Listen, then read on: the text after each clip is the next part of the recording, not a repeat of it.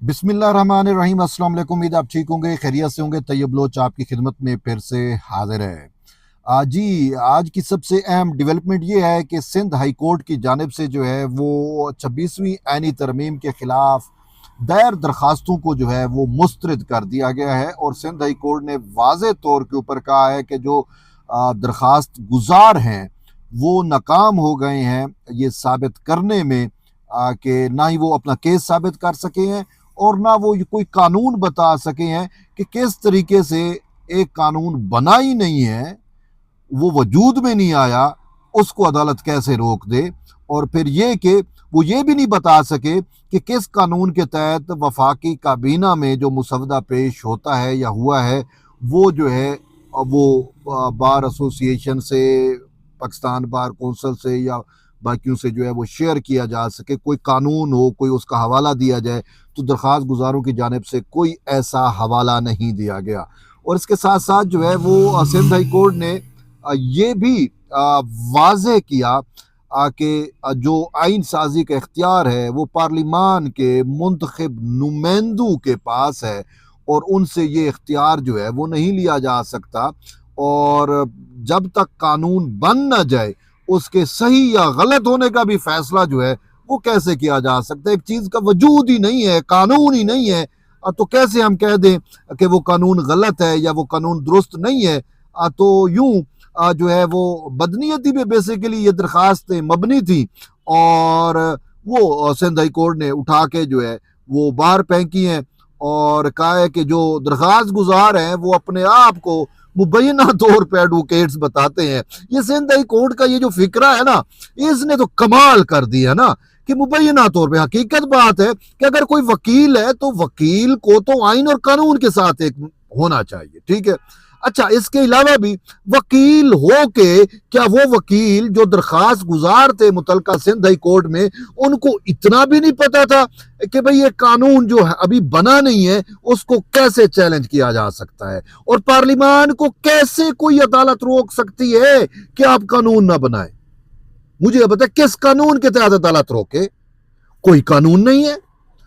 और उनकी दरखास्त, मुझे नहीं पता कि उनको एलएलबी की डिग्रियां किसने दी। ये मैं कह रहा हूं कि ऐसे दरखास्त गुजारों की हाई कोर्ट्स को चाहिए, सुप्रीम कोर्ट को चाहिए कि जो बेवजह दरखास्तें दायर कर रहे हैं वो वकला आइन और कानून से इतने नाबालिग है, बल्कि धब्बा है धब्बा ये वकला बरादरी के ऊपर भी कि यार इनको एलएलबी ये डिग्रियां की हुई हैं, अपने आप को प्रोफेशनल वकील कह रहे हैं, इनको इस बेसिक का भी नहीं पता कि भाई ये चीजें इस तरीके से चैलेंज नहीं हुआ करती। ना कोई कानून है, ना कोई कायदा है और ना ही पार्लियामान को कोई ताकत रोक सकती है कि कानून साजी ना करे।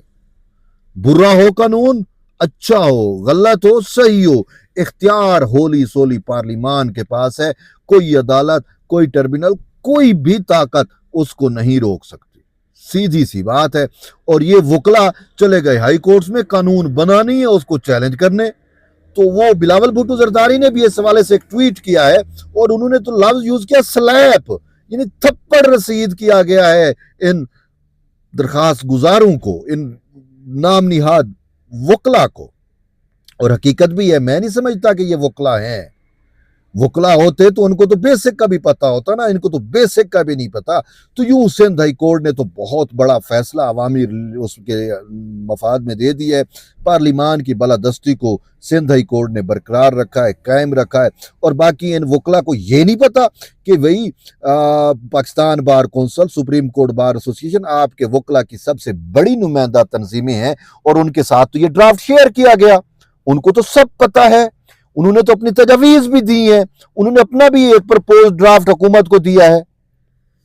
मुझे नहीं समझ आ रही फिर इन वकला की। अब उसमें रीजन भी है, मैं आपको वजह बताता हूं। वजह पता क्या है?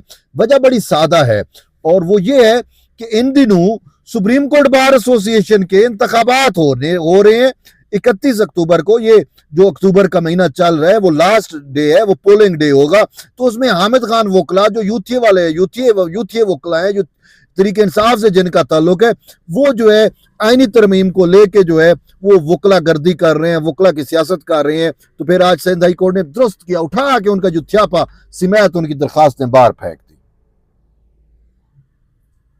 तो ये असल में वकला की सियासत है।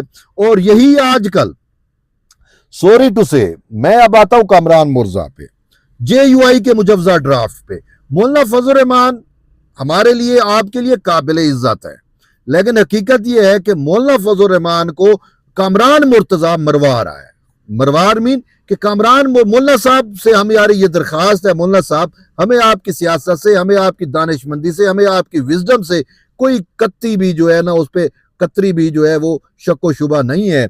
आप मंझे हुए सियासतदान हैं, हम आपकी जो दानिशमंदी है पॉलिटिकल, उसके हम कायल हैं। और आपने हमेशा 1973 के आइन हो, उसकी बहाली हो, 18वीं आईनी तरमीम हो, कुछ भी हो, आपने हमेशा पार्लिमान की बालादस्ती के लिए साथ खड़े रहे, आपने हमेशा जमहूरियत की मजबूती की। लेकिन आपका ये जो वकील है ना, ये जो जिसको आपने ड्राफ्ट के लिए तैयार किया, कामरान मुर्जा, मुल्ला साहब आप अपने वो करें, ये आपके साथ सिंसियर नहीं है।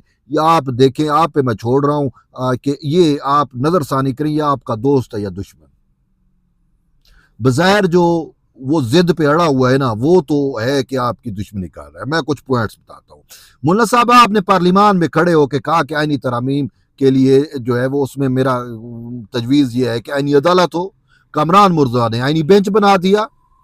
अब मुल्ला साहब, मैं आपकी पार्लिमान में खड़ी हुई तकरीर को दुरुस्त मानूं, या फिर ये कामरान मुर्जा का जो ड्राफ्ट है ये ठीक है? मुझे आप अवाम आपसे पूछना चाह रही है। आपने अवाम की जो पार्लिमान में खड़े होकर ये स्टांस किया था, तो अवाम तो खुश थी कि मौलाना साहब आईनी अदालत का क्या हम चाहते हैं। आज आपके जो ड्राफ्ट है या कामरान मुर्जा है, वो तो किसी बात पे नहीं आ रहा कि नहीं जी हमें तो कॉन्स्टिट्यूशनल बेंच चाहिए। और दूसरा, मौलाना साहब मुझे ये बताएं कि कॉन्स्टिट्यूशनल बेंच तो ऑलरेडी प्रिवेल करता है, और कॉन्स्टिट्यूशनल बेंच में तो फेडरेशन का नुमाइंदगी नहीं होगा, वफाक का नुमाइंदगी नहीं होगा।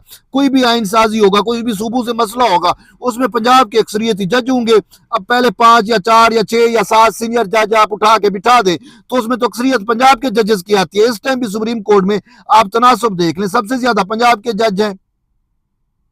तो इस नूया से तो आपका ये जो आईनी बेंच का वो है, वो तो बिल्कुल फेडरेशन के असूलों पे, वफाक की नुमाइंदगी पे, बराबर नुमाइंदगी पे पूरा नहीं उतरता। मैं आपको इसकी मिसाल देता हूं। बलूचिस्तान का एक मैटर था, बलूचिस्तान का मैटर था, पंजाब के जजेस ने बैठ के ना उसका फैसला कर दिया। जमीन बलूचिस्तान की, मामला बलूचिस्तान का, एक भी बलूचिस्तान का जज शामिल नहीं किया। ये होता है। फिर भुट्टो शहीद की फांसी का केस उठा के देख लो, सारे पंजाबी जज थे, एक दो जो सिंध के जज थे जस्टिस जुराब पटेल वगैरह, वो तो इनकार कर गए थे। या खैबर पख्तूनख्वा से था, वो तो इनकार कर गया। अक्सरियत तो पंजाबी जजेस की थी जिन्होंने उसको हैंग कर दिया। और यूं आप कोई भी आमिर, कोई भी ताले अजमा को उठा के देख ले, उसके अमरीत की आज को जो कानूनी शेल्टर दिया है, जो नजरिया जरूरत दिया है, वो तो नहीं पंजाब के जजेस ने दिया है। और आज भी पंजाब के जजेस के बारे में लाहौरी ग्रुप बड़ा मशहूर है, ये कामरान मुर्जा साहब को नहीं पता है। तो ये है नहीं कॉन्स्टिट्यूशनल बेंच। मुल्ला साहब इतना थोड़ा सा तो सोच लें, वफाक और सूबों का मामला आ जाता है, NFC का कोई मामला आता है, मुझे बताए कैसे ये कॉन्स्टिट्यूशनल बेंच उसको वो करेगा। उसमें तो जो है वो अक्सरियत तो पंजाब के फिर जजेस की बनती है, तो कैसे मुल्ला साहब, ये मुमकिन ही नहीं है। और कामरान, आप ये चीज समझ सकते हैं, कामरान मुर्जा साहब क्यों नहीं समझ रहे।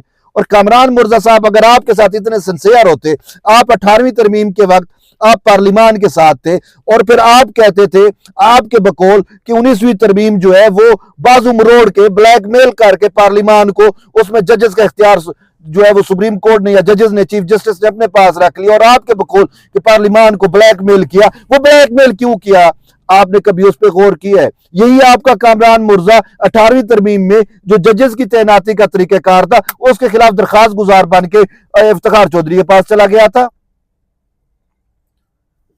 कामरान मुर्जा साहब, मुल्ला साहब, मुझे नहीं पता उस वक्त ये आपकी पार्टी में थे या नहीं थे, उस वक्त भी कामरान मुर्जा साहब 18वीं तरमीम के खिलाफ, उसमें तय करदा जजेस की अपॉइंटमेंट के असूल के खिलाफ ये चले गए सुप्रीम कोर्ट में दरखास्त गुजार बन के, और कहा कि सुप्रीम कोर्ट को जो है इसको जो है वो पास नहीं करना चाहिए, इसकी तौसीक नहीं करनी चाहिए, चे जाया कि जजेस की तैनाती का तरीक़ाकार जो है वो जब तक सुप्रीम कोर्ट अपने पास ना रख ले। और फिर जो 19वीं तरमीम आती है, मौलाना साहब बकौल आपके कि पार्लिमान को ब्लैकमेल किया गया, तो उसमें से कामरान मुर्जा का तो हाथ था। अच्छा, आप मुझे गलत कह सकते हैं, मैं आपको एक और बात बताता हूं। आप अपने बलूचिस्तान में जो आपके मौलाना गफूर हैदरी को छोड़ के कम, मौलाना साहब अपने आप को भी छोड़ दें, बाकी आप अपने बलूचिस्तान के JUIFA के किसी भी लीडर से पूछ लें, कामरान मुर्जा से कोई भी बलूचिस्तान का बंदा खुश नहीं है। दूसरा, मैं आपको एक और मिसाल देता हूं। अभी हालिया जो इलेक्शन हुआ 2024 में, PB7 जियारत कम हरनाई वाला, तो PB7 के अंदर आपके JUIFA के जो है वो MPA बन गए खलीलुर रहमान साहब, और उनके मुखालिफ उम्मीदवार जो है वो 25,000 समथिंग वोट थे, उनके मुखालिफ उम्मीदवार के 24,000 समथिंग वोट थे, मुखालिफ उम्मीदवार PMLN से था। तो ये आपकी पार्टी पॉलिसी के खिलाफ चला गया कामरान मुर्जा, और JUIFA के कामयाब उम्मीदवार के खिलाफ वकील बन गया PMLN वालों का। मैं यहाँ पे पार्टियों की बात नहीं कर रहा, लेकिन मैं मौलाना साहब मैं आपको बता रहा हूं कि ये आपकी पार्टी के साथ सिंसियर है या अपने पैसों के साथ। और फिर मैं ये भी कहा जा रहा है मुबैना तौर पे, आई एम नॉट श्योर, मुबैना तौर पे कहा जा रहा है कि भाई ये जो आपके ड्राफ्ट में इन्होंने JUI के ड्राफ्ट में कामरान मुर्जा ने एनी बेंच के क्याम की बात की है, ये इसने मंसूर अली शाह और अतर मिनल्ला से मुलाकात के बाद ऐसा किया है, मुबैना तौर पे यही कहा जा रहा है। तो मौलाना साहब आप कामरान मुर्जा रंग में भंग भी डाल रहे हैं। आप थोड़ा सा जो है वो पार्लिमान की बालादस्ती के लिए उठें, आप जजेस की तैनाती आईनी अदालत के क्याम के लिए आप कोशिशें करें, ये क्रेडिट आपको भी जाना चाहिए। तो इसी वजह से आपको कामरान मुर्जा के इन मुसवदों पे और इनकी कागजी कार्रवाइयों पे मौलाना साहब आपको यकीन नहीं करना चाहिए। ये आपका, मैं तो यही समझ रहा हूं कि ये आपका दोस्त नहीं है, ये आपका दोस्त नुमा दुश्मन है जो आपको खराब करेगा। बहरहाल मौलाना साहब फैसला आपका अपना है, अभी भी वक्त है, आप आ जाएं और पार्लिमान की बालादस्ती के लिए आ जाएं।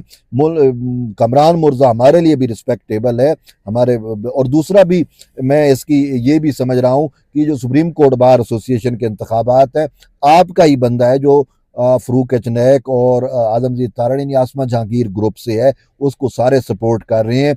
लेकिन वो कामरान मुर्जा साहब यही चाहते हैं कि तरमीम 30 अक्टूबर तक ना हो, ताकि ये मामला डिले हो जाए और हमारा उम्मीदवार जीत जाए। मौलाना साहब वो वैसे ही जीत जाएगा, ऐसी कोई बात नहीं है। तो मेहरबानी करे कामरान मुर्जा को जो है ना वो थोड़ा सा उसका लुक आफ्टर करे, थोड़ा सा इस मामले को संजीदा लें, और ये अहम बच्चों का खेल नहीं है। या फिर हम फिर आप वो कहने में हक बजा रहे हैं कि मौलाना साहब आप भी फिर उस यूथी को प्यारा कर चुके हैं, आप भी फिर फितने में रूह फूंक रहे हैं। हम तो फिर यही सोचेंगे, आपके वर्कर भी यही आजकल कह रहे हैं।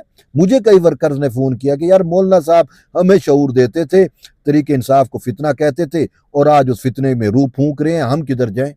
कुछ वर्कर आपके ऐसे हैं। तो बहरहाल ये तो अहम डेवलपमेंट थी, मैंने कहा आप तक शेयर करूं। जुड़े रहिए तैयब बलोच के साथ, मिलते एक नई वीडियो, तब तक ले इजाजत दें, अल्लाह हाफिज।